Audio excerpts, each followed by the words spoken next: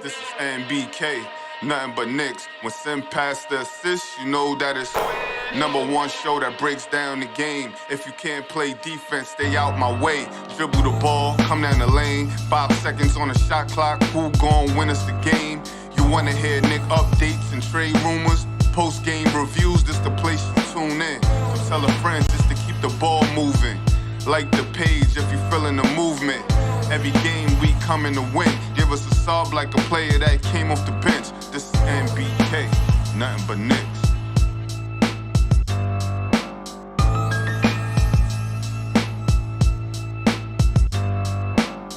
Knicks family, what's poppin'? It's your boy.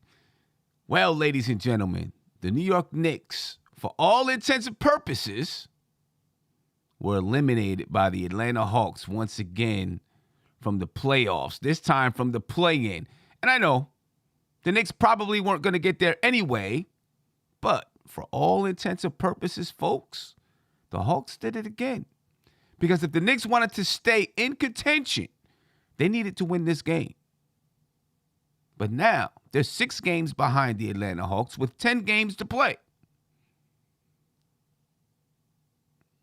You know, you need the Hawks to really slide down the rest of the season and the Knicks to really soar. And I don't think either one of those things are happening.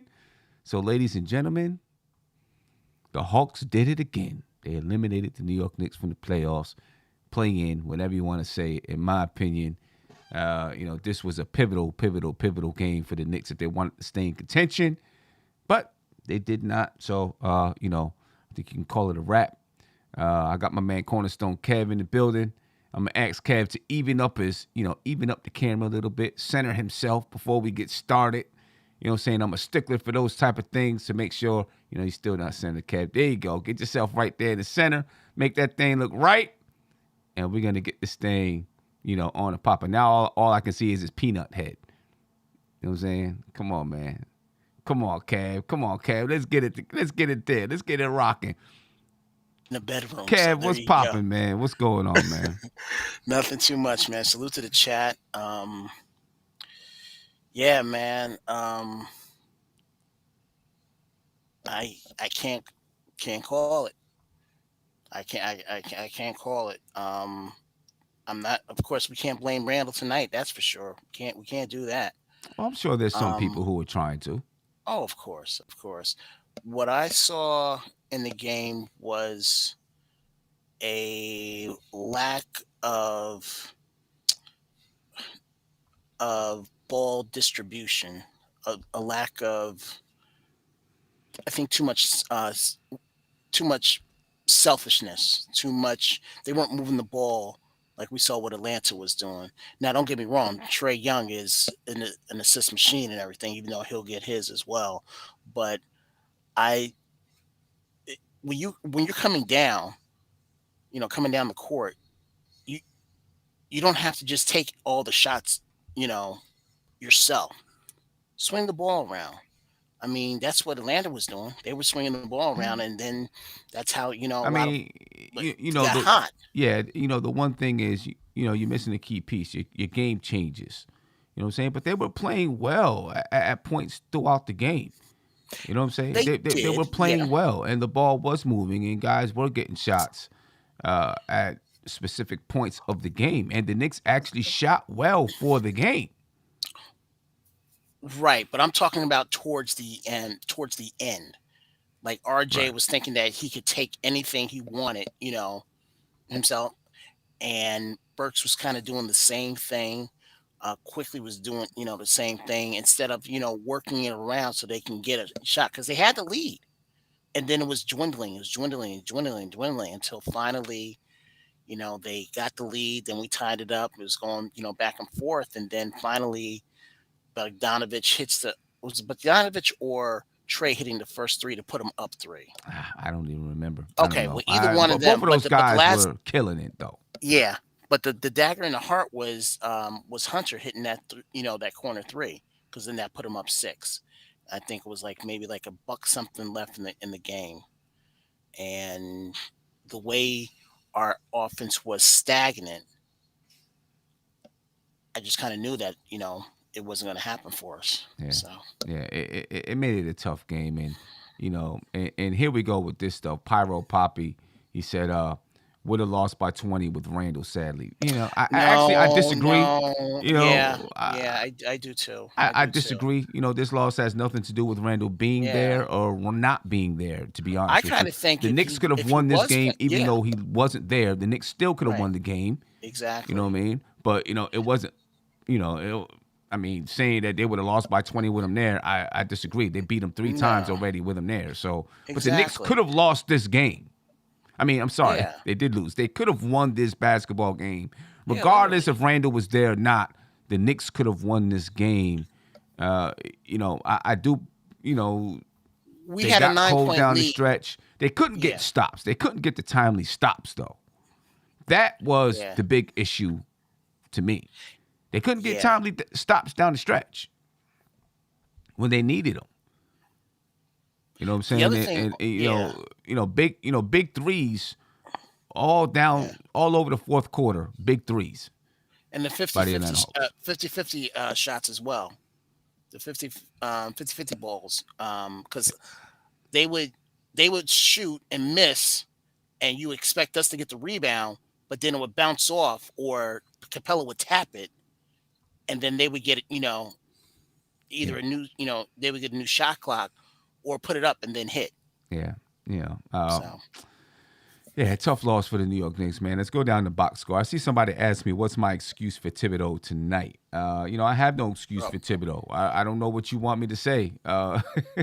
He played the well, guys I don't. that he had out there. What do you want him to do when guys Well, aren't playing I already good told you what I basketball? want him to do. But hold up. When guys aren't playing good basketball, what do you want him to do? Let me go down the box score, and then I'll answer that question. Mhm. RJ Barrett, 30 points tonight, 13 rebounds, 3 assists. Good numbers, very good numbers, but he shot 36% from the field and 14% from the three-point line. It's good numbers, 30 points, but the efficiency, you struggle with that kind of efficiency. And I see what you were talking about now. I see what you're talking You about know, now you with the struggle with that. efficiency. Uh, you know, Yeah. I mean, let's put it like this: RJ Barrett was the best scorer out there for the New York Knicks, and they needed him to take shots. So I'm not upset. I'm not mad about it. I'm just saying he didn't shoot well from the field. 36% from the field, 14% from the three-point line. He took 25 attempts tonight. I expected him to take 25 attempts. He scored 30 because 11 of his points came from the free throw line. Right, he was 11 for 17 from the free throw line for 64.7%. But that's okay. That's good. It's learning for him. It's learning experience for him. You know what I'm saying? To be out there, no Randall. It's only been, this season, the third time this season that he's played without Randall. Maybe only the second time. I don't know. Because during Mm, one of those times that Randall was out, I think RJ was out too. mm-hmm. So, and of course, if Randall's not there, they're going to load up on RJ. It's going to make it difficult for him. Alec Burks, 21 points, 4 assists, 3 steals. Emmanuel Quickly, 17 points, 5 rebounds. Obi Toppin, 10 points, 7 rebounds. Mitchell Robinson, 9.6 rebounds. And Obi Toppin found himself in foul trouble. He got into foul trouble early in the third quarter. Early in the third quarter, he got himself in some foul trouble. So, for the Atlanta Hawks, ladies and gentlemen, of course, they were led by Trae Young, who had 45 points on the night. Yeah, that man was really, really tough to stop all night long. Just knocking down shot after shot. 45 points, 8 rebounds, and 4 assists for Trae Young. Tough to stop. 45 points, 1 rebound, and 8 assists for Trae Young. Bogdanovich, 32 points, 4 rebounds, 3 assists. Another guy that was tough to stop. Kevin Huerter had 14 points. Gallinari, 10 points and 10 rebounds. DeAndre Hunter, 10 points and 5 rebounds. But the bottom line is the Knicks could not get stops when they needed to get stops. To me, that's the bottom line. They did not get the stops that were necessary for them to win this basketball game. Now, let's get to what you wanted Tom Thibodeau to do. Okay, I already know what everyone's going to say. You should have put Deuce in more. I'm sorry to tell you. Deuce, he knocked down the three when he was supposed to knock it down. His defense was okay, but he wasn't stopping Trae Young from scoring 45 points. Sorry. And, when he was out there, Quentin Grimes played Trae Young more than Deuce played Trae Young because of Quentin Grimes' length. And when he did guard Trae Young, one time he guarded him well. The other time, he got called for a foul. That was in the first half. In the second half, he guarded him a couple of times, and the ball wasn't even in Trae Young's hands. It was in Bogdanovich's hands, and he scored anyway. So, you could say it. Go ahead, Kev. I'll give you the floor so you can say it. In my opinion, it wasn't going to change Trae Young scoring 45 points. Sorry. All right. Here's what I'll say. I totally agree with what you're saying. He wasn't going to be stopped. I totally get that. But what I will say is that I believe Deuce could have slowed him down. If he still got his shots, he would have slowed him down. Wasn't happening. I honestly believe that. Sorry, Kev. It wasn't happening, bro. Hey, I honestly believe that you are not really. I don't think you're sold on Deuce. I really don't. But that's okay. That. It's not about being sold on. It's not about that at all. It's not about being sold about if he can play basketball or not. He can play basketballs that I think people expect too much from him right now. But do you think he could be a backup point guard on the NBA team? He probably can. But he was not going to stop Trae Young from scoring 45 points tonight. I believe that out of everyone that's on our team, I think defensively, I think he probably would have been our best option. But you got to understand, it's not just about him and Trae Young going one-on-one. It's not just about that. Trae Young uses a screen to get what he wants. So but now, okay. Listen. So now you're talking about playing around the screen, and yes, he can step over a screen. Good. Trae Young's going to go past him because the screen is going to allow Trae Young to have a step on Deuce. So you still got to have the big man come over to help, and now you let up an alley-oop for Clint Capella or whoever. If he goes under the screen, Trae Young is knocking down the three. Most likely what's going to happen is he's going to get caught by the screen.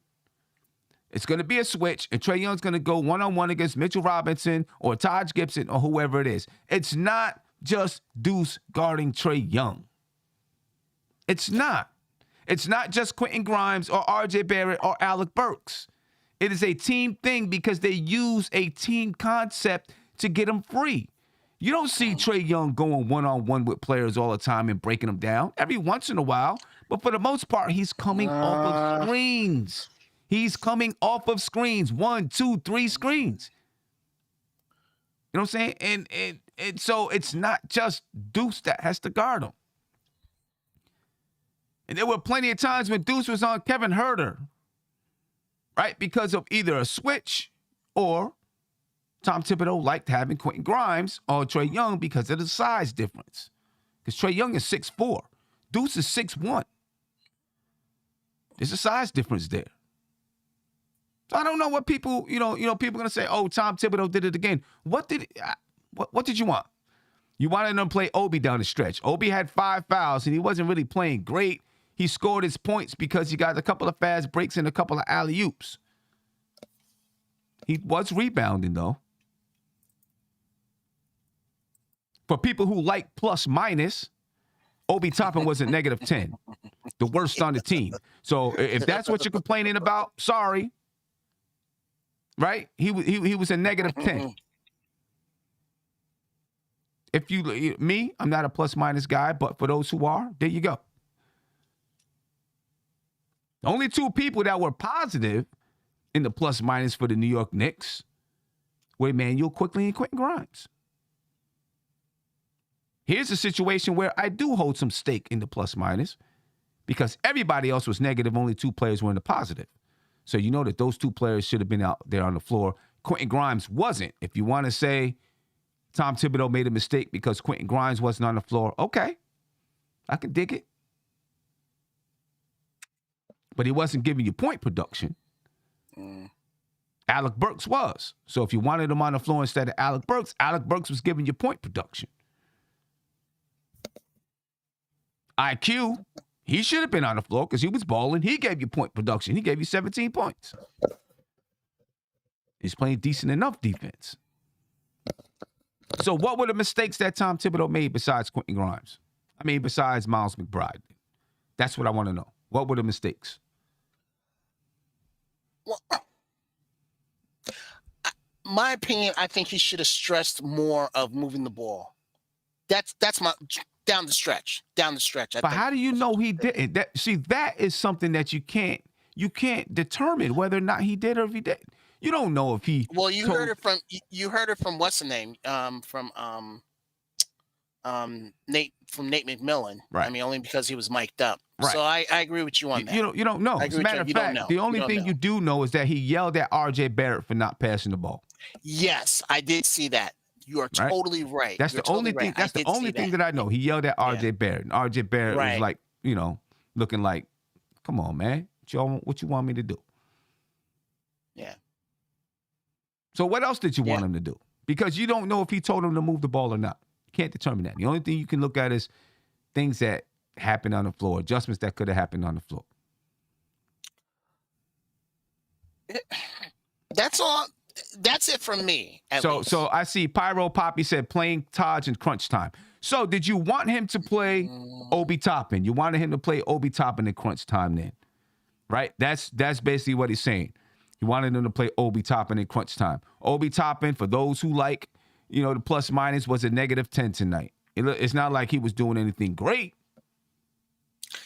Yeah. Obi Toppin had 7 rebounds in 23 minutes. Taj Gibson, he had 5 rebounds in 19 minutes. Yeah, and his defense is better than Obi Toppin's. Yes. Yeah. In my opinion. Yeah, I'm not. So I'm not mad about that. I know people just want to see him because he's a young guy out there. I get it. Right? But if you're talking about making a mistake as far as winning and losing, if you're saying he made a mistake because he should have played Obi Toppin because he's a young guy, all right. I understand what you're getting at with that point. I'm not, I wouldn't even argue. That's your philosophy. I get it. But if you're saying he made a mistake because Obi Toppin is better than Taj Gibson, then I think you're wrong. Because Obi Toppin, in my opinion, was not better than Taj Gibson tonight. Yeah. Scored a couple of buckets. Yeah. Yeah. You know what I'm saying? So I mean, where else? And you were in the pregame. You were saying, hold on, 1 second. And I see AO Stacks is going to say, how did Gibson's defense play out tonight? Because he got crossed up by Trae Young, right? That's what's going to happen. Because he got crossed up by Trae Young, you're going to say, how did his defense play out tonight? Still, his defense still played out better than Obi Toppin's tonight. Sorry to tell you that. You know what I'm saying? Because, all right, if Obi Toppin would have been out there on Trae Young, he might not have fell to the floor, but he would have lost Trae Young too. That's crap. I'm sorry. He would have lost Trae Young too. How many times did you see somebody get free wide open at the basket because of a mix-up where Obi Toppin was part of the mix-up because his rotation was not there? You see Clint Capella down the lane all by himself. And there was a mix-up, and it included Obi Toppin several times. Yeah, it did. There were defensive rotations that got mixed up due to Obi. Not due to Obi. Obi was part of it. I don't want to say due to Obi. Obi was part of the mix-up. Yeah. Listen, let me ask you a question. And no, hold on. I'm sorry. The Public Enemy, Obi is not the scapegoat. You guys got to listen to what I'm saying. I was talking to someone in the chat about why Taj was playing over Obi. Obi's not the scapegoat. I'm not complaining. I'm not mad at Obi. I'm not saying Obi is the minute that the reason why the Knicks lost. That's not what I'm saying. Not at all. I'm just saying the reason why Taj Gibson was in there and not Obi. That's it. Bottom line. The Knicks lost because they couldn't get stopped. I'm blaming that. That's who I blame for the Knicks losing the game, because they couldn't get stops when they needed to get stops. They couldn't stop Bogdanovich. They couldn't stop Trae Young. That's who I'm blaming. I don't place blame on players. I place it on the team. Go ahead, Kev. Do you think OB struggles on defense is because of, do you think it's a scheme thing, or do you think it's an effort thing? I don't think it's effort. I don't. Okay. I don't know about the scheme thing, right? Because Tom Thibodeau's scheme is to defend the paint at all costs, which leaves three-point shooters open. Right. Right? And it makes guys like Obi look bad because he's in the paint, Mitch is in the paint, and then there's somebody wide open from three-point land. Right? So it makes those guys look bad, but I don't think it's lack of effort. Obi's going to hustle. He's going to give effort. I think it's more of just being able, just understanding the rotation and making the rotation. He's a second-year player. I know he's a little bit older, but he's a second-year player. You know what I'm saying? So guys rotate faster in the NBA than in college. Yeah, and I think Sims falls in that category as well, as far as knowing when to stay home or when you get picked. When you get switched, staying with that guy that you've switched with. Because I see a lot of times when Sims, he'll switch, but then he'll leave leave the man that he's switching, and then that guy has a jumper. He's either shooting a three or he's shooting a jumper, all because Sims is not staying with his man and everything. So and I'm fired up right now because you know what I'm saying, everyone's always looking to they just want to pass the buck and they want to pass it to Tom Thibodeau. You know what I'm saying? Listen, when Tom Thibodeau deserves hey, don't get me wrong. He is look. Okay, look, all right. I just want us to be on the same page. I will give Tom Thibodeau criticism. I don't care.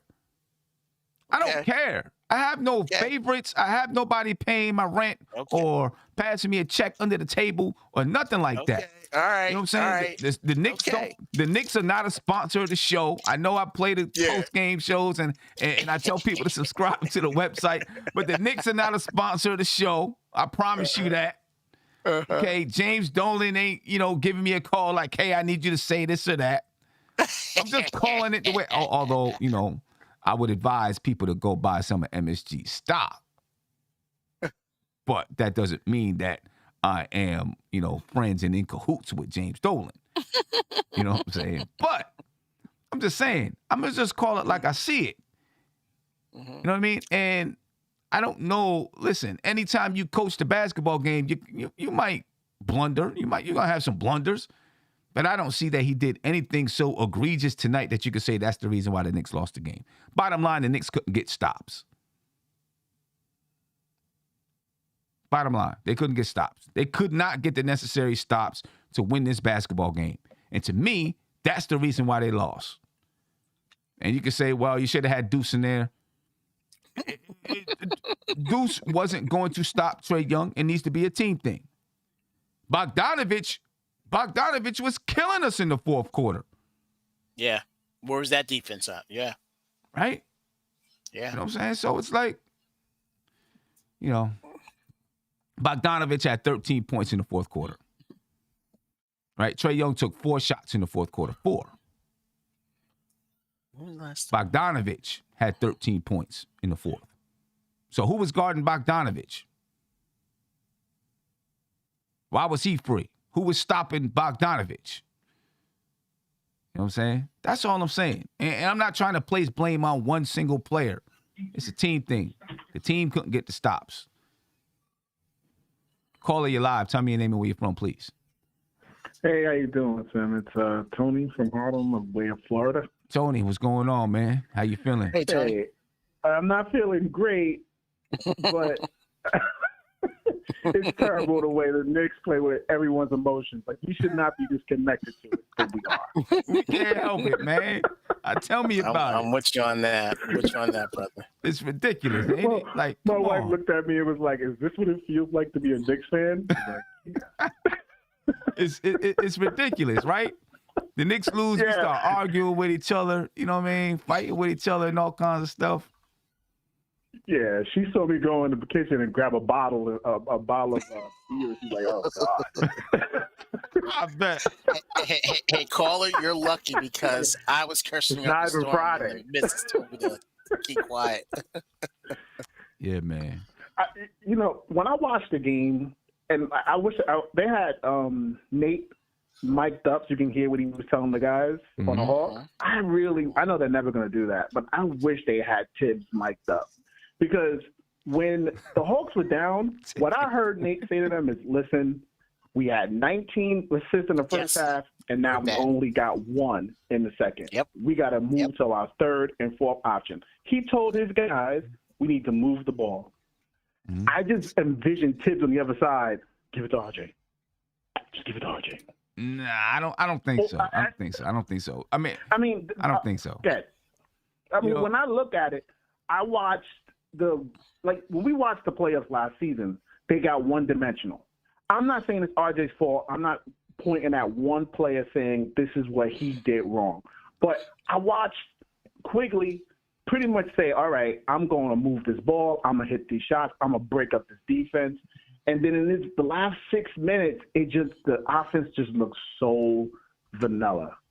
And maybe you guys saw something different. But to me, even when Quigley got the ball back, he passed it back to RJ. I want to see them move the ball. I want to see something creative in the offense, and I just didn't see that. If you can't stop them on defense, right, you guys said it a few times, can't stop them defensively, then we got to do something on the other side of the ball. I agree with you there. The Knicks, I definitely agree. The Knicks offense is, very one-dimensional. You know what I mean? And without Randall out there, it was even more one-dimensional. You know what I'm saying? Because you just missed some of the other action that happens on the opposite side of the floor. You know what I mean? So it really got relegated to, RJ, trying to put the ball on the floor and get to the paint and kick it out, and then quickly trying to put the ball on the floor and get to the paint and kick it out. You didn't see much of the little handoff action that you see between Julius Randle and Evan Fournier. In the first half, you seen a couple of alley-oops, a couple of plays like that. You know what I mean? But it got shut down pretty quick in the second half. You know what I mean? And even when those guys are, when Randall is there with Evan Fournier, it's still like that's really the only other addition to the offense. So it's still kind of a vanilla offense. You know what I'm saying? So now it became even more vanilla. I actually have a question. Yeah. Because you are a basketball coach. So, I actually went to one of my colleagues and asked him, what is the pistol? And then he showed me what the pistol was. And I'm like, okay, this is the action. I see them run when they come down. So this is my question to you. Not barring the pistol, I've seen them do that. When I watch them play, it, to me, looks like they're just throwing stuff against the wall and hoping to see if something sticks. But the question is, do you see the same thing, or are you actually seeing, in crunch time, are you actually seeing plays, developing? Do you see, okay, they're running this, or they're running? Because to me, when it gets to crunch time, it just looks like street ball. I watch other coaches coach. I watch Golden State. It's free flowing. You see guys moving all over the place. You watch the Spurs, some of the same stuff. I watch the Knicks. I feel like I'm always just be sitting out at the park. See, what I see is throughout the game, you see actions going on throughout the game. You see things happening. In the fourth quarter, in crunch time, defenses tighten up, right? They really tighten up. And now all of a sudden, guys can't cut. Guys are holding and grabbing, you know what I'm saying? And it just gets really, really tight. And when that happens, the Knicks still don't seem confident as to where to go with the ball or what plays to try to execute. And when they do try to execute the plays, the defense get tight and they end up holding the ball. And so now everyone is standing around. You know what I mean? And so I don't think it's for a lack of them, a play not being called by Thibodeau or whoever. I think it's lack of execution because the players, they don't know how to get it done when it gets tight. In my opinion, sometimes they do. Sometimes it's not. A lot of times it's not. Let me say that. Sometimes they do. A lot of times it's not. And And that's why you have players like Kevin Durant are stars, because that really does happen to every single team. No lies told. I'm telling you, it happens to every single team. But you got teams who have stars that can get it done. That can bust that up. And it looks like they were running an offense or whatever, and they probably were. But they got guys that can make those shots. Right now, the Knicks don't have the guys that can make those shots in those situations. You know what I'm saying? So when you look, I mean, and when you talk about Golden State, the Golden State really is a special deal all by itself, because every team is not able to execute the way that they execute, even in the fourth quarter. You know what I'm saying? And the way that they have the ball movement and man movement. You know what I mean? If you look across the league, even when you look at the Memphis Grizzlies, and people talk about the offense, this and that, and this and that, what happened when they played us? It was Ja Morant going one-on-one and creating everything. Yeah, closer. You know what I'm saying? And he was able to make shots or get somebody else open, and that's why it's so important to have one of those guys on your team that can really get it done when defenses clamp up. And the Knicks don't have it right now. I'm done, but I'm going to leave you with a little bit of sacrilege, because, right. My wife doesn't always watch the games with me, so she's sitting there and she's watching this game. And she looked over at me and she said, well, why don't they go and get this guy Trae Young to play for them? And I just I was ready to get divorced. Okay. Don't do that. Not over the Knicks, man. I guess that's it. Don't do that over the Knicks. Don't do it. Hey, I appreciate your call, man. Appreciate your time. Good night. All right.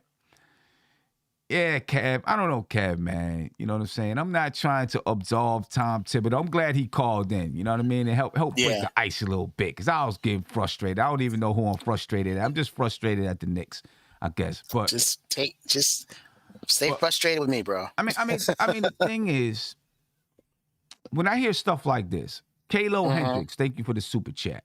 This is what Kalo Hendricks said to me, and this is sometimes this is what frustrates me.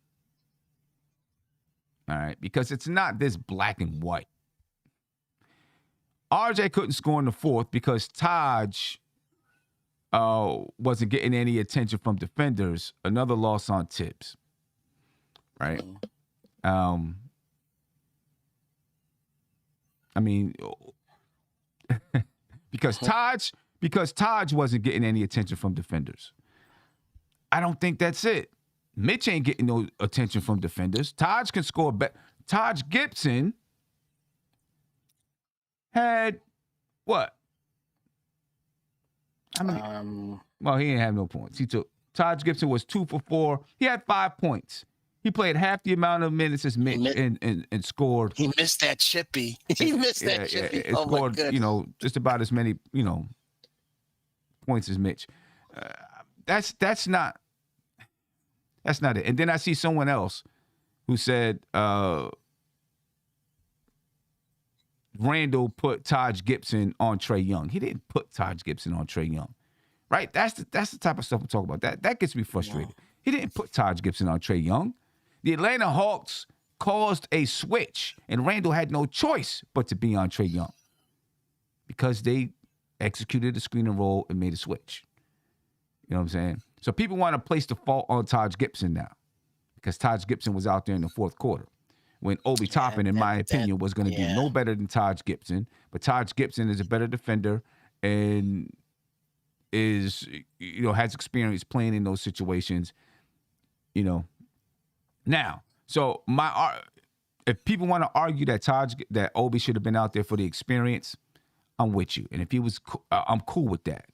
If you're going to argue with me that Obi should have been out there because he was better, I'm not cool with that argument. I mean, that's just what I'm saying. So, if you're saying, hey, he should have been out there because he needs to get that experience, okay, I'm with you. But I'm not going to blame Taj Gibson. No, not at all.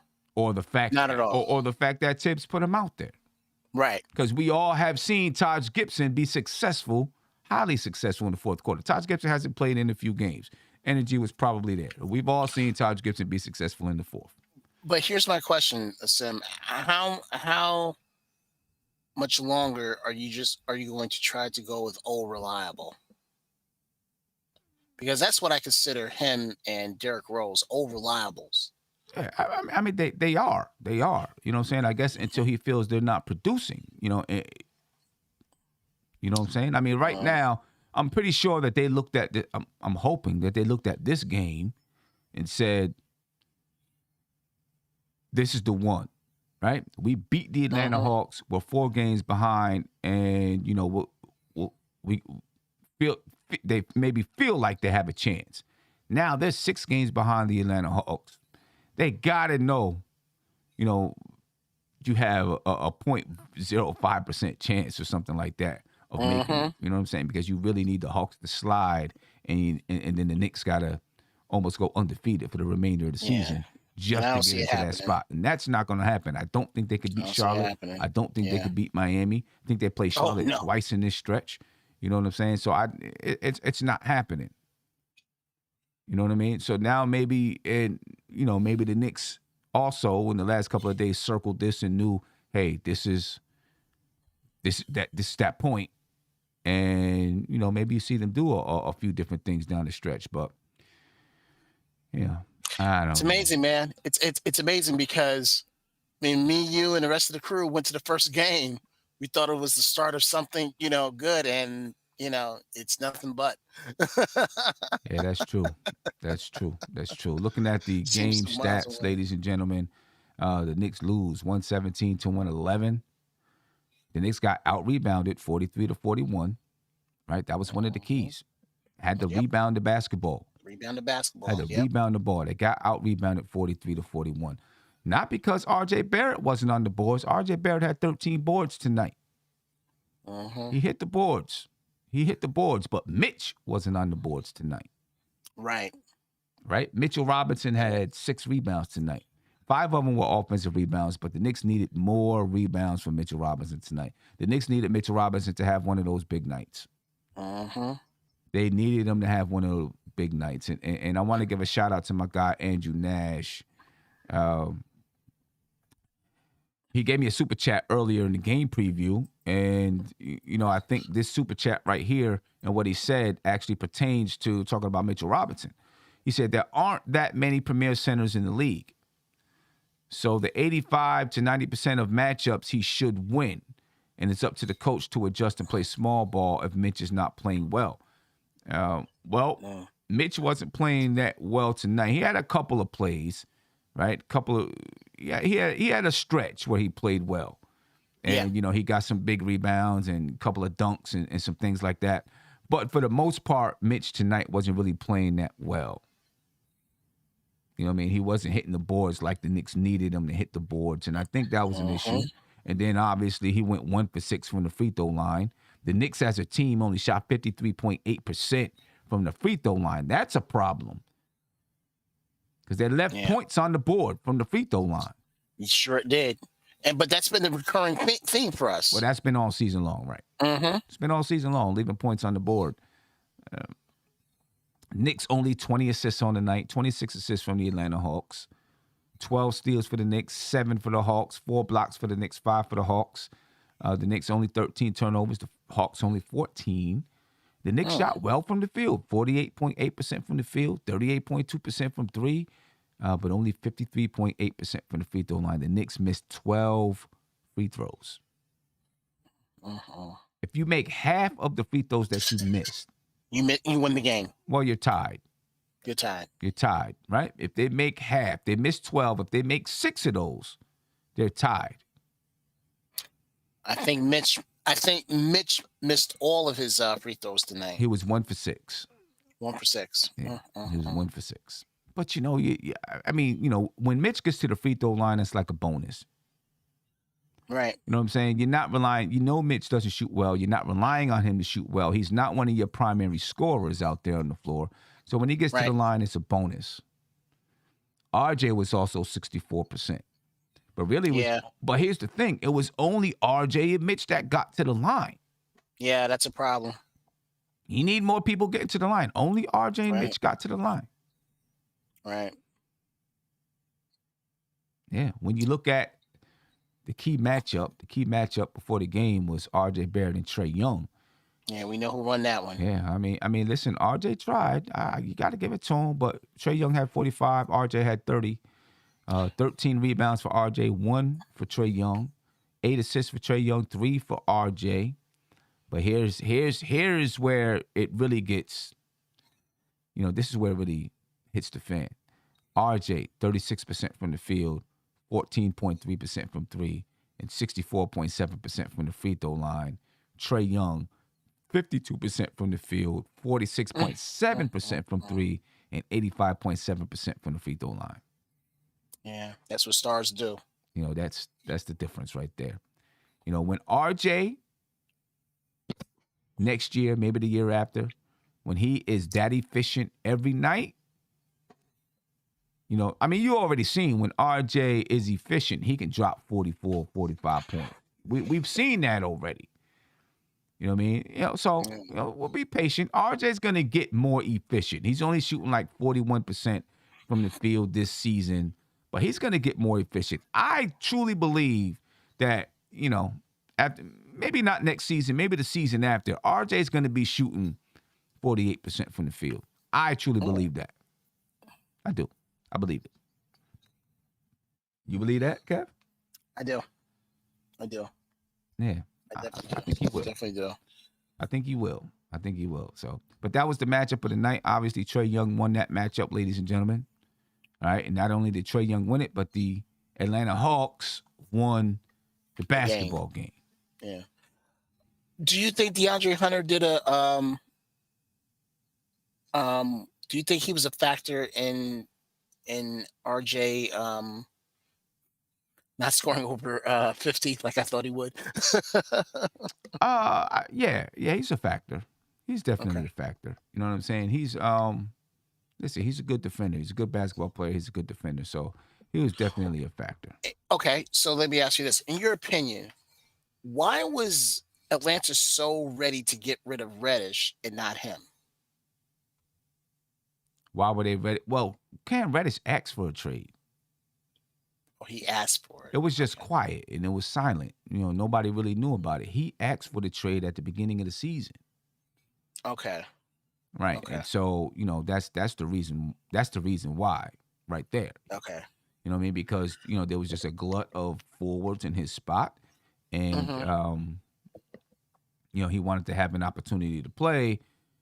But, the Atlanta Hawks were under no obligation to move him to, a spot that would ensure that he was going to play anything.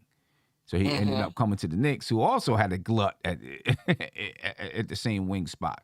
You know what I mean? So, I don't know. Trav B. Ryan, thank you for the super chat. He said, it's no coincidence that we beat ATL 3 times with ease when Julius Randle was on the floor. We needed to be more physical, and we needed more rebounds. We also needed another rolling threat to the basket. I agree. I agree 100%. You know what I mean? I definitely agree. The Knicks found ways to score, but they found ways to score, but I think it made it harder for R.J. Barrett to score, right? There was no anchor out there, right? Julius Randle was a draw. He gets the ball in the post or in the mid post or whatever. He's a draw. And then you kick the ball and it can, swing around the perimeter. There was no anchor out there. You know what I mean? R.J. Barrett had to be the anchor, but he's being the anchor really from the perimeter, not from the inside. So I think it really did create a difference. You missed Julius Randle's rebounding, physicality, like Trav said. I agree. You missed all of those things out there on the floor. Of course, John Collins was out, too, for the Atlanta Hawks. Right. You know what I mean? And Lou Williams. But the Knicks missed those things. The Knicks have, a much smaller room for error than the Atlanta Hawks. Right. You know what I'm saying? They need to have their weapons out there on the floor. But I will say, when they do make it into the play-in, I honestly, truly don't think they're a threat like they were last year. There's just something about them that who, the Hawks you're talking about? The Hawks? The Hawks, yes, yes. Well, all they got to do is win one game in the play-in. Well, no. where they are now, they're in the 10th seed. They'll probably have to win 2 games to get in. They'll win the first game, and then they go and they win their second game, and they can get in. You know what I mean? So that's how that works? Yeah. If you're the 7th or the 8th seed, the 7th seed or the 8th seed, they play against each other. The winner is in the 7th seed. The loser has to play the winner between the 9th and 10th seed. Like that. That's how it works. So, we'll see how it ends up going down. Yeah, that's too much thinking for me. Yeah, we'll see how that ends up going down. Let me get to a caller. Caller, you're live. Tell me your name and where you're from, please. My name is Paul, and I'm from East Harlem. What's going on, Paul? How you feeling, man? What's up, Paul? Glad to hear from you. Oh, man. I wish. I think that sums it up for everybody, bro. The way you said that sums it up for everybody. Trust me. I wish we could jump into a time machine like Michael J. Fox, Back into the Future. Uh-huh. Well, we could go back into the 90s where you had a front office that knew how to bring in role players that helped out Patrick Ewing, John Starks, Charles Oakley, Anthony Mason. Even though Charles Smith did his thing, I wish they would have kept Xavier Daniels because he fit the Charles Oakley, Anthony Mason, Beanie Siegel type of, front court. And you had Doc Rivers, Greg Anthony. I mean, you had a squad that had heart, that had determination, and if they messed up, they didn't put their middle finger up on the fans or thumb down or made excuses. This is why it's a curse to play for the New York Knicks. It really is a curse playing for the Knicks, man. Since the Ewing era, it's just been downhill. From the head coaches, bringing in former All-Stars that's not in their prime anymore. That trade they did with the Nuggets to bring in Carmelo Anthony, that's still haunting the Knicks to this day. Because they could have just waited until the regular season was over and get him to come to the Knicks and still keep their pieces, and they would have been, serious contenders. Okay, you bring him to the Knicks, and Carmelo Anthony did his thing, but you only got, 3 playoffs from him? And the only reason the Knicks got the Eastern Conference semis was because you had Jason Kidd and other pieces. Now you have Julius Randle. I would have not given that bum piece of dog dump a contract extension. I would have waited until this regular season was over. I want to see if he could, play the same way that he did when it was still COVID, no fans. Can he play with the pressure now? The fans in your face. And boy, did we get bamboozled, with astray, run amok. Okay? Because he got his money, so he could care less. And Tom Thibodeau, I just said Back to the Future, right, fellas? Mm-hmm. And I'm glad y'all said the same exact stuff I've been saying. Tom Thibodeau doesn't want to get it in his head. This is not the 90s when you was the assistant coach of Jeff Van Gundy. You cannot depend on veterans. I'm not saying veterans is, is not important, but you have to get the right veterans when it comes to R.J. Barrett. R.J. wants to be the guy, but he doesn't have the right pieces. Look at John Morant, the Grizzlies. He got the right pieces. He got the front office to make sure he's their franchise player, and they can't mess it up. But the Knicks, they stay messing it up. I'm sick and tired of when the Knicks has a chance to win a game, Tom Thibodeau takes out the youth and always putting back Taj. What, yo? What was Taj Gibson doing defending Trae Young I just for the explained it. life of I me? just explained it to you, bro. If it wasn't Taj Gibson, it would have been Obi, and it would have been the same result. I'm telling you right now, you guys keep on looking at things that are very. It's not Taj Gibson guarding Trae Young. It is a switch. It is a switch, right? They see Taj Gibson guarding whoever it was, so they said, I'm going to go set a screen so that it forces Taj Gibson to have to switch on to Trae Young, right? Normally, it would have been Julius Randle that switches on to Trae Young, right? So it was either going to be Taj Gibson or Obi Toppin that switched out on Trae Young. It wasn't Taj Gibson. It wasn't like Tom Thibodeau said, Taj, you go guard Trae Young. It's not like that at all. Sorry. It's not. It's not like that at all. But I think what the caller is probably saying as far as Trae Young is, and again, I'm agreeing with you, Sam, but I think if you would have had a Deuce in there, it could have slowed him up. Bro, if Deuce, he's not on the line. If Deuce was in there, it still would have ended up being Taj Gibson guarding him because they would have switched.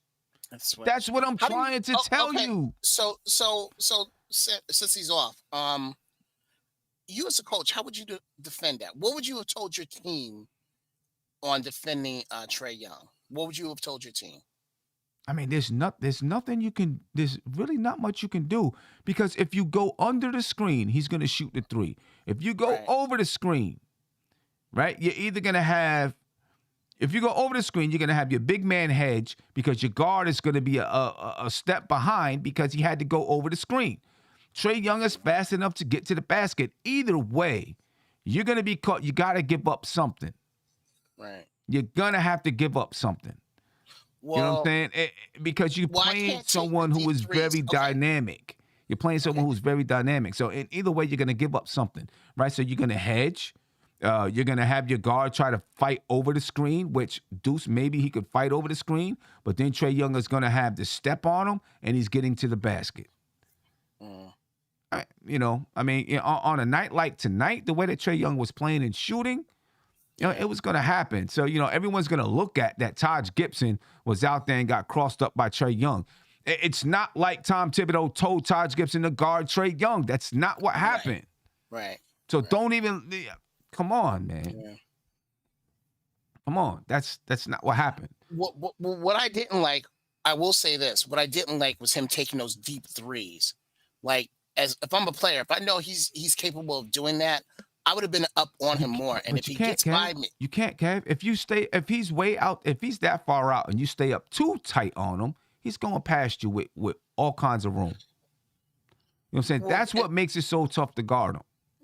And if that's the case, then I'm hoping that, I'll have the help. You know what I'm saying? Right. But if you have the help, then he's kicking it out to Bogdanovich or Gallinari or Herter. Right? That's what makes that type, when you have a guard like that, when you have a guard as dynamic as him, that's what makes it so hard to guard him. Because you can say, well, he's got the help. If he beats his man off the dribble when he goes out high like that, we got the help, but then he's got shooters out there. It makes it tough. You know what I mean? It makes it tough. It's a tough situation. So it's not as black and white as people see it on TV. You got to look at other parts of the game and see what's happening when you get out there. You know what I mean? He's a tough cover. Tough cover. Super tough cover. You know what I'm saying? He's a tough cover. Super tough. David G said, then trap him. Guess what? They did. They trapped him. They trapped. Yeah, I saw Sims coming out there trying to trap him. Yeah, Jericho Sims was out there. They were sending traps to him. You know what I'm saying? And he was passing out of the traps, and when he passed out of the traps, there was people wide open in the corners knocking him down. He was threading that needle, too. He was threading the needle, right? They were sending trap, and they were still finding the open shooter. Tonight was a night where it was really, really tough to guard Trae Young. You know what I'm saying? It was tough to guard Trae Young B-Baller for Real said, put your best defender on them. It gives you the best chance. Yeah, it gives you the best chance, but your best defender also has to score the basketball, right? Because they were scoring. Even if you put your best defender on, this is the issue. This is the issue. This is exactly what I'm talking about. I'm glad you brought that up because this is exactly what I'm talking about. So let's say you put Deuce out there, right? And you put your best defender on him to give you the best chance, but he still gets by Deuce, and they score. Right? Now you come down, you got one less person, and I know Deuce knocked down a 3 today. You know what I'm saying? But you got one less person that's probably not known for his offense. At least not right now. At least not right now. You know what I'm saying? But you had other guys out there who were scoring. You know, Emmanuel Quickly was scoring. Alec Burks was scoring. Right? Obviously, RJ Barrett was scoring. You still got to have some height out there.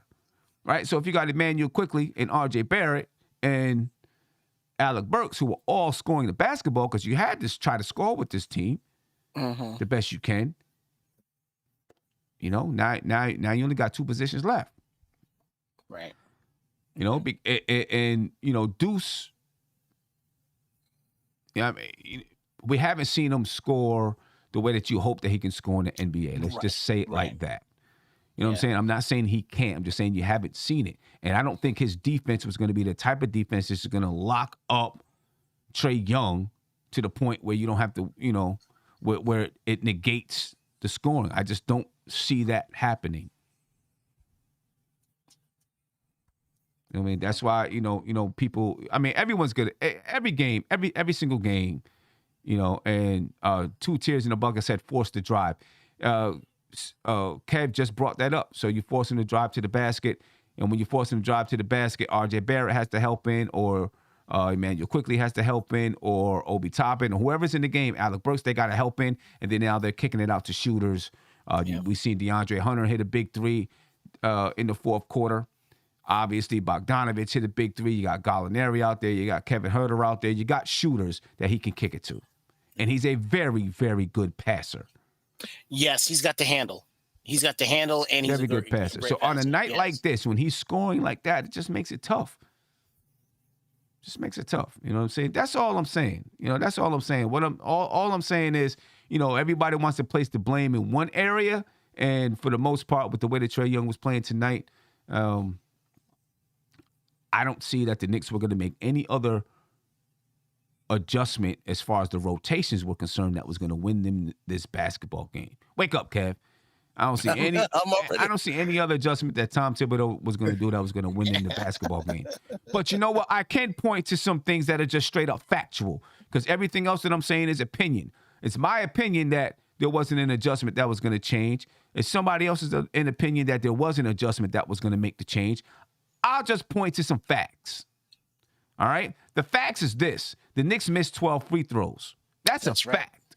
That's a fact. All right? That's a fact. That is a straight up fact. That's a fact. And mainly coming from your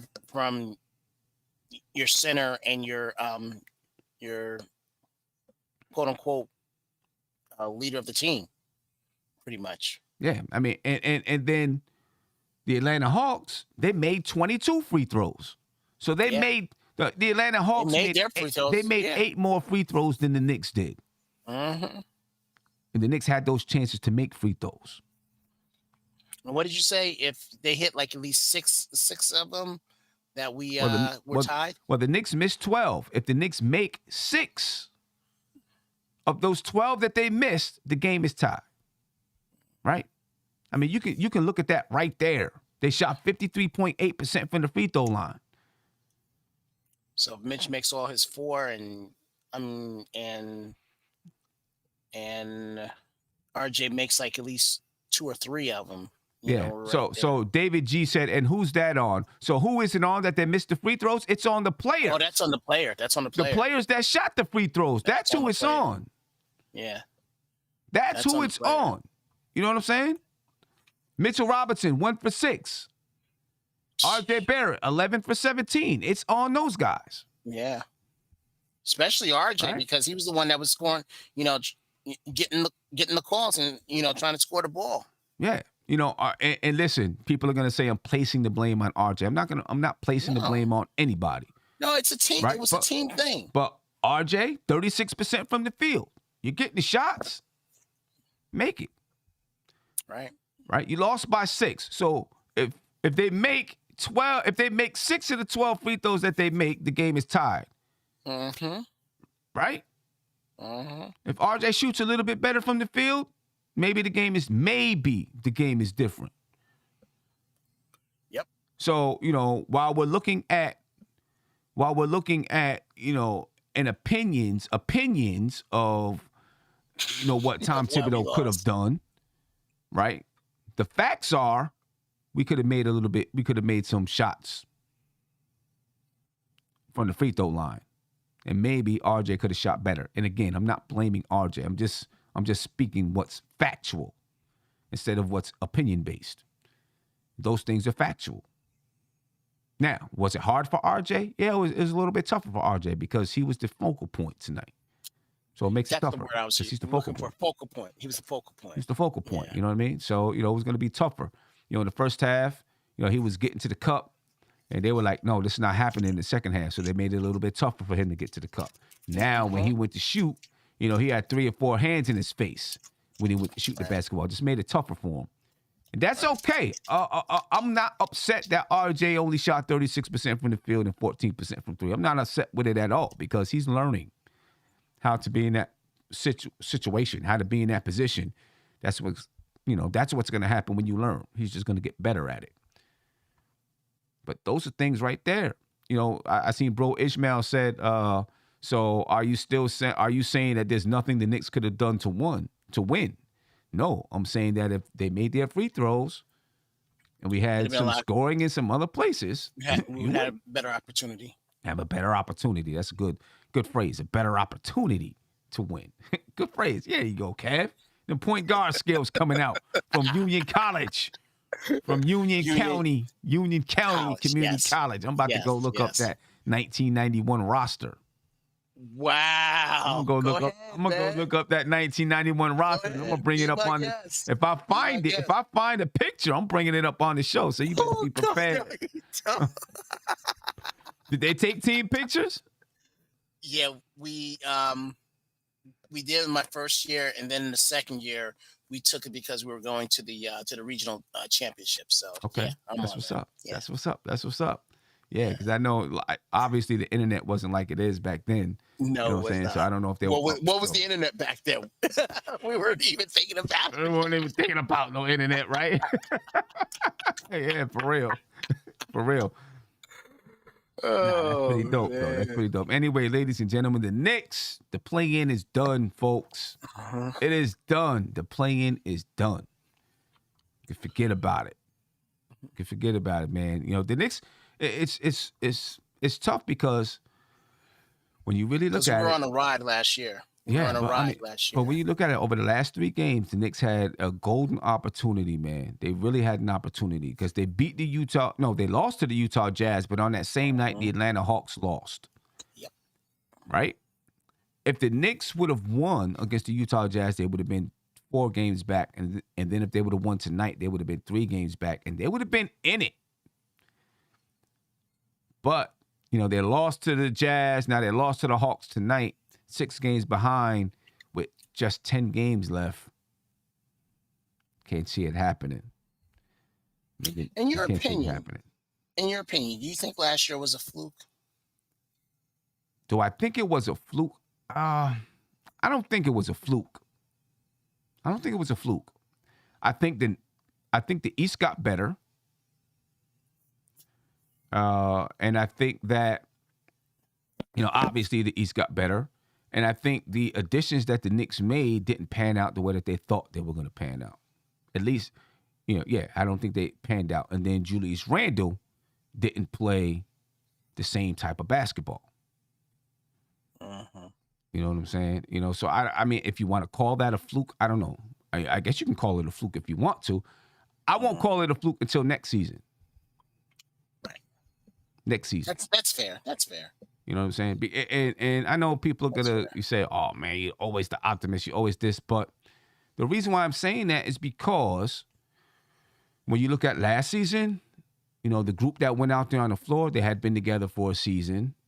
You know what I'm saying? Some of them maybe even a little. Nah, well, I mean, for the most part, they had been together for a season. You know, that group. You know, so now they came out there. The chemistry is a little bit better. I think next year the chemistry with the team is going to be a little bit better as far as playing on the basketball court. I think so. You know, and I think next year is going to be a better barometer of really what it is. And that's the reason why when you look at the Knicks, when you look at their salaries, everything ends next year. Except for Julius Randle and Evan Fournier. They go a little bit beyond, and RJ Barrett's probably going to sign an extension, and that's going to go beyond next year. Everybody else, bam, next year it's a done deal. And the books are pretty much clean. And I think that's kind of the thought process. Hey, we're going to, you know, we're going to give it till next year and see what happens. So at the trade deadline, if the Knicks aren't playing well, by the trade deadline, I think you see everything go up in smoke. By the trade deadline next year, I think they give it a go, try to get a point guard in. You see what happens in the draft, you know, do some maneuvering and things like that. And then if it's not going well by the trade deadline, I think they blow it up in smoke. And they break down and start over. That's what I think happens. That's what I think happens by the trade deadline next year. Okay. I can roll with that. That's what I think. So we'll see. You know, we'll see what kind of moves they make in the offseason. You know, it's time to start really preparing for the draft. Sometime this week, I'm gonna do my draft intro. You know what I'm saying? Do my little intro to the draft, and then we're gonna start breaking down players who the Knicks might be interested in. And we're also listen. We got it's gonna be a lot coming up. We're gonna have the draft. Yeah. We're gonna have potential trades. We're going to have keep them or dump them. And I already know, man, when we do keep them or dump them, then joints is going to be off the hook. That's going to be fire. I already know. That's going to be some. But I have to ask you this question. Seeing the Cinderella story in St. Peter's, do you think have you seen any of those games with St. Peter's? Yes. Okay. Do you think any of those guys have a chance to make it in the NBA? Oh, listen, they're going to get drafted. You know, they may not get, you know, they may not be highly drafted. But not highly, no, but you know what I mean. Yeah, you know but they'll get some looks. They'll be in the G League. There'll be a couple of them in the G League trying to get them get into the league. Okay. Yeah, but you know, I mean, it's tough, man. A friend of mine, one of my closest friends, his son is playing overseas, right? His son played for Fairleigh Dickinson. 2 years ago, okay. They got eliminated by Gonzaga. He was the top. He was the best player on the team. He played in the G League a little bit, but now he's overseas. It is tough. Tough. And Fairleigh Dickinson was kind of a surprise, I think, that year to get in. You know what I mean? It's tough. It's tough. Yeah. You know, people think you just walk up in there, throw some shoes on, and do something, man. It's tough. You know, the jump from college to the G League is one thing, and then the G League to the NBA is another thing too. It's difficult. It is.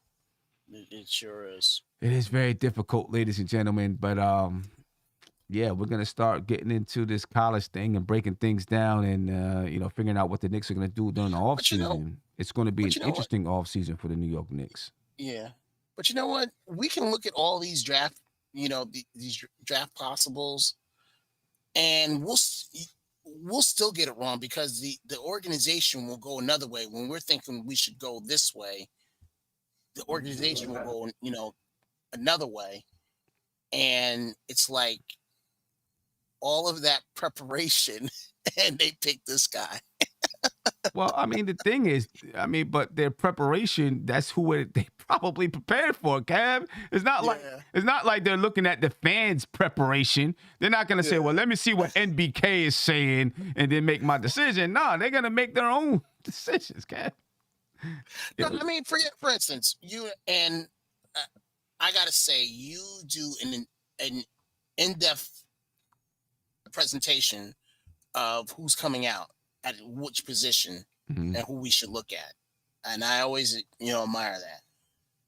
And you always made arguments for it as well. Maybe they should pick this guy. Maybe they should pick this guy. Maybe they should, look this way. But the pick between Obi and Halliburton, the pick should have been Halliburton. And they Monday picked morning Obi. court. Listen. I listen. You know where I'm going with that? Look, I know where you're going with it. I wanted Halliburton. I also said if Obi is there at 8, I'll take Obi. I'm not gonna lie, but Halliburton was just a guy that I really, really did like, and I wanted the Knicks to draft him. But I felt like they needed an influx of talent as well. You know what I mean? And athleticism. So I did say if Obi's there, I'll take Obi. It's called Monday morning quarterbacking, though, man. If Halliburton would have bummed out, nobody would be saying anything. Right. You know. But ladies and gentlemen, let's hear Tom Thibodeau, your favorite guy, your favorite person, about to come up on the screen. Let's hear Tom Thibodeau and what he had to say about tonight's game, tonight's loss. All right, ladies and gentlemen, this is your favorite buddy, my favorite buddy, Tom Thibodeau. I'm buying him a beer. Trae came back in the game. Sort of what happened those last few minutes of the fourth quarter. Yeah, we put 2 on the ball, and we gave him second shots. We missed a rotation to get out to the corner. So, and his ability is going to command 2 on the ball, and we didn't finish our defense. Tom, those like those free straight possessions when they were getting the threes in the corner, was it communication issues? Was it His rotation. So you got to put 2 on him, and one was like the second shot. The long rebound. We ran in twice and went over our heads. The ball's being shot from distance. It's going to go long. So we didn't take care of that, and then they got threes off it. So the initial defense was good, but the finish was not. So the rebound, the second shot hurt us. you had tied in the fourth, and not Obi? Was that defensive? Yeah. So it was more of a defensive rotation. And what he was getting, we wanted to do more switching there, so it was to protect the basket. Coach, they closed out the second quarter, took the lead for you, and they closed out the game out there. Did you see similar things in that second quarter and fourth quarter? Yeah, we didn't close the second quarter well, and obviously didn't close the fourth well. Tom, what do you think of Obi in that third lineup? I thought a lot of good things, good energy. I liked the way we started the game. I didn't like our second quarter. I didn't like the finish of the quarter. Thought the third quarter we played really well. Fourth quarter, didn't finish. Got the lead. We knew when Young came back in and they spread you out with the shooting, and then their quickness to the ball is a problem, and then the pressure on the rim. So, I thought Young presented problems, but Bogdanovich hurt us, so the second shot really hurt us too. Tom, obviously, a game like this is a 2-game swing in the standings. Yeah. Win or lose, you're now 6 out with 10 to go. Did you guys look at this as a have-to-have game? Yeah, well, the position we're in, they're all must-have games, so that's it. But you're not eliminated until you're eliminated, so keep fighting. Coach, you got 14 out, 26 in the free throw line. What are you seeing? Yeah, it's a problem. We got to fix it. So, probably the difference. We got to make our free throws. Do you think not having Julius Randle tonight made a difference? The thing is we're shorthanded. Obviously, it's not only Julius, but it's Derek, it's Nerlens, but it also gives other guys an opportunity. And so, I thought we got some production from a lot of guys that I thought they played well. It's just we didn't finish the game, and that's the biggest thing. And sometimes, the only way to get experience is to get experience, and so it's good for opportunity for those guys to be out there, but we got to finish better. Tom, you mentioned that you went with Taj there over Obi for just kind of defensive mobility. And it was really the way the game was flowing, and that group that started the fourth, they had a pretty good run going, and then, Taj is, it's his experience, his defense, and also, the matchup with Gallinari is, something you're concerned about. So, those were the reasons, and he had, obviously the 5 fouls was, and we got to that point with 5 minutes to go, where you got to, okay, who are we closing with? And I went with the group that was in there, so that was basically it. But I wouldn't hesitate to put him in that situation either. All right, thanks, guys. Yep.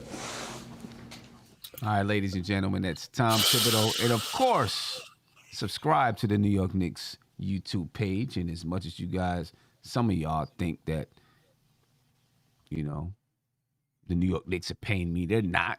Just supporting this squad, that's all. Just supporting the team. Anything.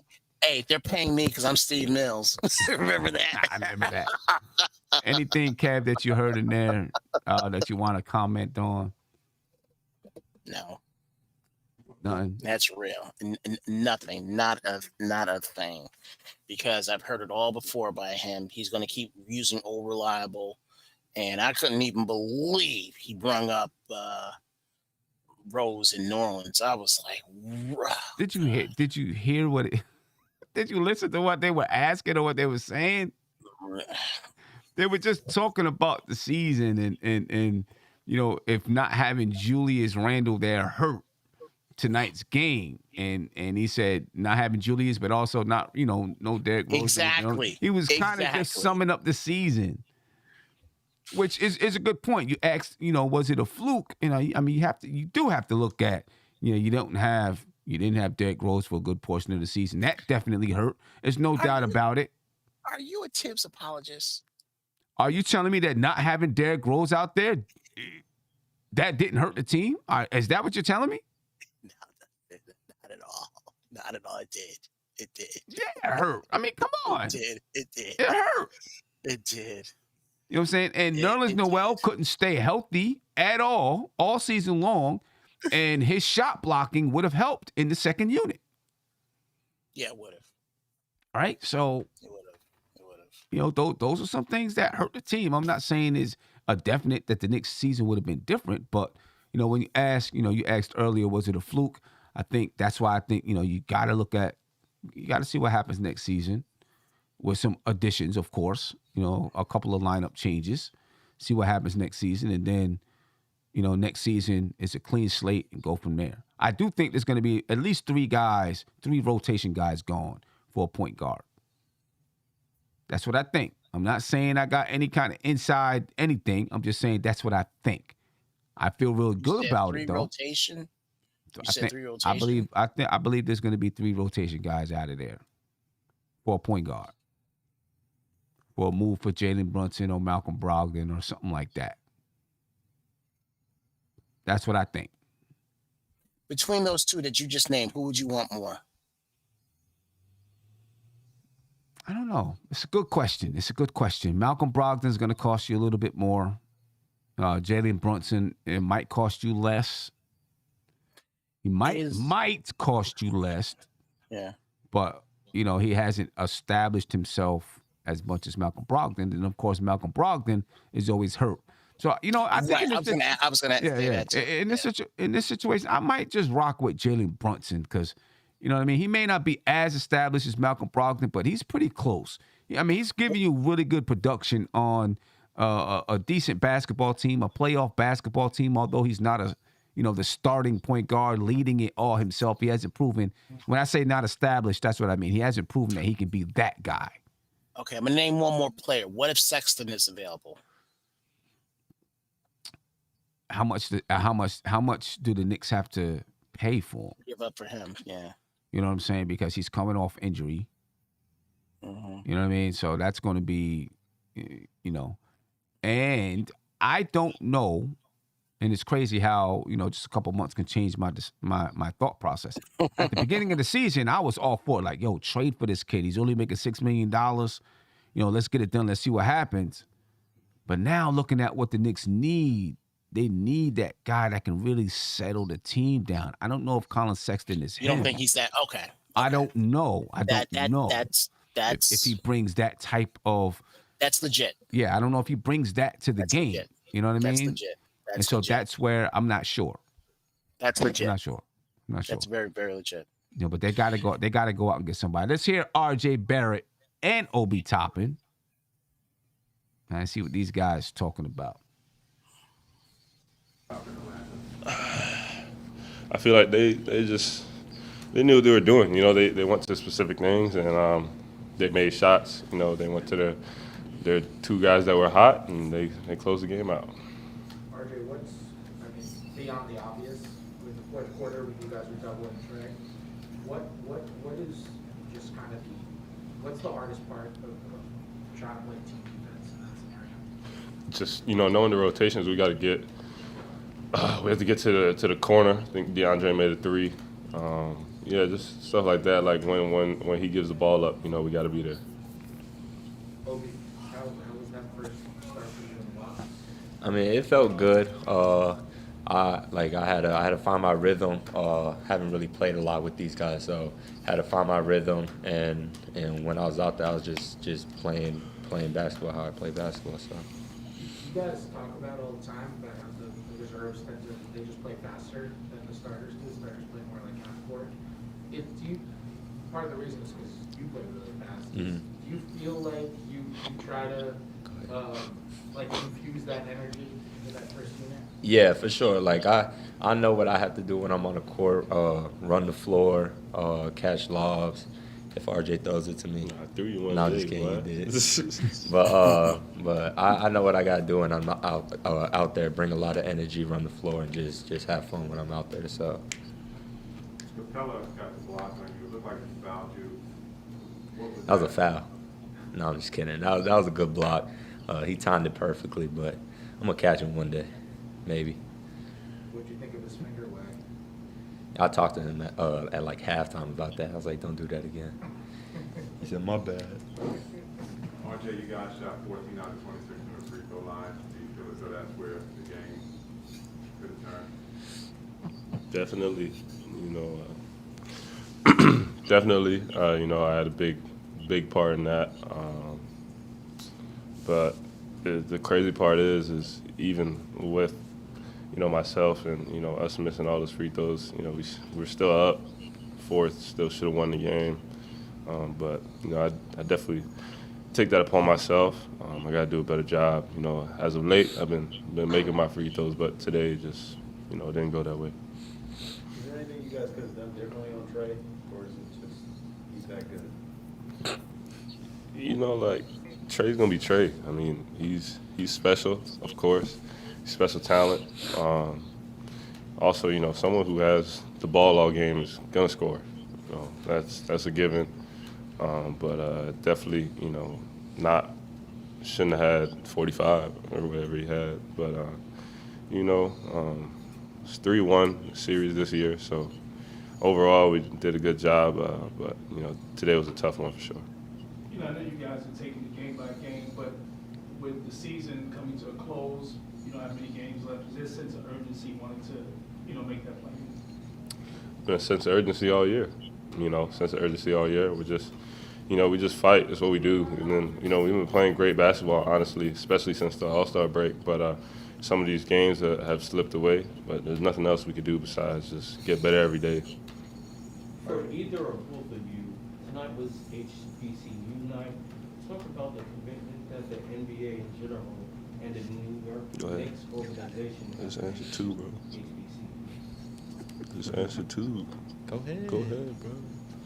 All right. You know, I think it was great. You know, I think it's an honor. You know, just to have a night like tonight. You know, it definitely made, you know, me feel good. I'm sure it made, you know, a lot of people feel good. It made you feel good, right? Yeah, no, you know, that was a great night. I'm happy that was celebrated, and hope that, you know, the league looks to do more with that. RJ, do you feel like you're more assertive in like seeking out particular defenders you want to go against now? 100%.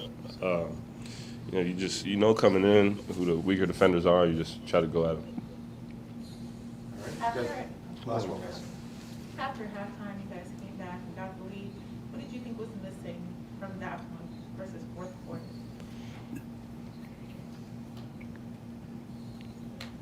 Oh, you want me to answer that one?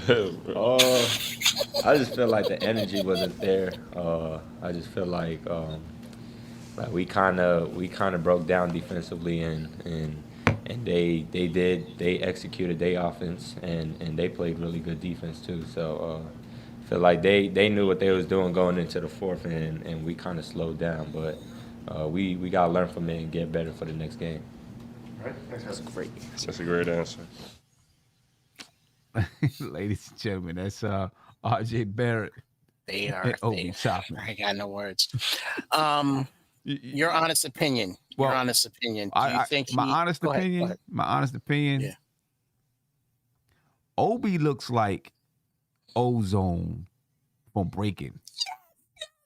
Especially with the earrings in, bro. He looks like Ozone. If you guys don't know who Thibodeau is, right, just go go to Google and type in Ozone Breaking. You'll see what I'm talking about. Anyway, go ahead. My honest opinion. Do you think what did you think of his performance tonight? Who? Obi. Because remember before the game we were saying how he really needs to bring it tonight. Do you think he did that? I don't think he brought it like the way that I want him to bring it. Right. I don't think so. I don't think he brought it the way that I wanted him to bring it. You know what I mean? The thing with Obi, and maybe it's because he just doesn't have that footwork and doesn't have those skills yet. He is so much. I gotta stay within the offense. I gotta stay within the offense. I gotta stay within the offense. And then when there is a chance for him to just go, he's a little tentative. I still see that in him. See that in him. Yeah. We really do need a big breakout game from Obi. A big breakout game from Obi, just to make the fan base say, okay, maybe he does have something there. Not that he doesn't have anything there, but maybe he is going to be more than just a backup. You know what I'm saying? We need one of those from him. But I didn't see what I wanted to see from him tonight. What do you have? 10 points tonight? 10 points, 10.7 rebounds, 10 points and 7 rebounds. Shot 71% from the floor. But most of that was like, alley-oops and, those type of things. I don't know. We'll see, man, because I just want to I want to see something from him that lets us know that he can be more than just a guy that's coming off the bench and giving you some energy. One more. Yeah. You think? Are you giving Mitch the money? It's tough, but I think that. Yeah, I think I'm not paying him like $20 million a year. No, but I'll pay him between 12 and 13 a year. Yeah, I'll pay him between 12 and 13 million dollars a year. Easy. Yeah. That's easy money. That's easy. Between 12 and 13, I might go as high as 15. I'm not going over that. Yeah, you know what I'm saying. And I'd probably do like to appease him and give him a chance. I'd probably do. I'd do like 15 and go a short contract, right? So it's like a 2-year contract. So then after that 2-year contract, we'll see if he lives up to, if he can be consistent, become a 10 and 10 guy. You know what I mean? And then look at re-upping him again. I think I would do it that way. Right. Just kind of keep it short. Right. I can roll with that. You know what I mean? King Matthew said 15. Whoa. I'm saying I would do 15 if it's a short contract. A short contract. When I say short, like I said, 2 years. You know what I'm saying? Then that way, like if I'm doing 12 to 13, he might want something. You might do something longer, right? To lock him in at 12 to 13 million dollars a year. But if I'm being fair to Mitch, I say, okay, if I do 15, it's going to be a 1 and 1. You know what I'm saying? A 1 year and then a team option for the next year, something like that. Which I think is fair. It gives him a chance to prove it. So, well, I don't know. We'll see. See. But, I would do 12 to 13 for 4 years, though. Definitely. Okay. Well, ladies and gentlemen, I am up out of here. Enjoyed this. I enjoyed this. Even in the loss, I enjoyed this. I'm glad you're here, man. Glad you was able to make it on. Me too. Stay on for a second afterwards if you can. I know you're getting sleepy. You're rubbing your eyes like a kid, man. You're rubbing your eyes and everything, scratching your beard. Kids don't have beards, but I can see you getting tired. But you know, I'm gonna be 52 in October. All right, I'm old. Whew. Whew. You have yet to get there. Yeah. Whew. 52. Yes. Enjoy your 40s. Yeah. Yeah, I'm enjoying them. I'm enjoying them. I'm loving it. I'm loving it. Ladies and gentlemen, we're up out of here. I'll probably catch you sometime tomorrow. Be peaceful, spread love, and all that, man. We out. This is NBK, nothing but Knicks. When Sim passed the assist, you know that it's #1 show that breaks down the game. If you can't play defense, stay out my way. Dribble the ball, come down the lane. 5 seconds on the shot clock. Who gon' win us the game? You wanna hear Nick updates and trade rumors? Postgame reviews, this the place you tune in. So tell a friend just to keep the ball moving. Like the page if you feeling the movement. Every game we coming to win. Give us a sub like a player that came off the bench. This is NBK, nothing but Knicks.